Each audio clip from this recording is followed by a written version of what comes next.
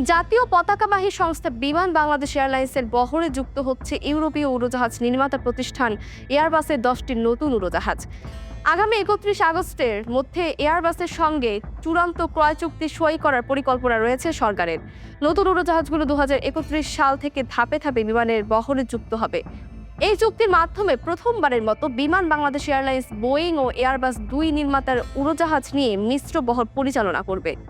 বর্তমানে বিমানের বহরে থাকা সব উড়োজাহাজই মূলত বোয়িং নির্মিত।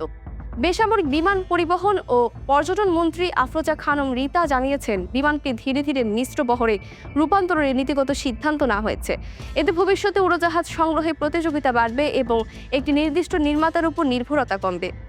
বেসামরিক বিমান পরিবহন ও পর্যটন প্রতিমন্ত্রী এম রশিদুজ্জামান মিল্লাত জানিয়েছেন, আগামী 31 আগস্টের মধ্যে এয়ারবাসের সঙ্গে 10টি উড়োজাহাজ কেনার চুক্তি সই করবে সরকার। চুক্তি অনুযায়ী 2031 সাল থেকে ধাপে ধাপে এসব উড়োজাহাজ সরবরাহ শুরু হবে।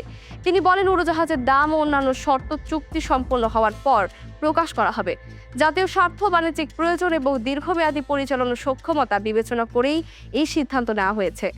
প্রতিমন্ত্রীর ভাষ্য, বিমান বাংলাদেশ এয়ারলাইন্সকে আধুনিক মিশ্র ফ্লিট এয়ারলাইনে রূপান্তর করা এবং আন্তর্জাতিক এভিয়েশন বাজারে বাংলাদেশের অবস্থান আরও শক্তিশালী করাই এই উদ্যোগের মূল লক্ষ্য।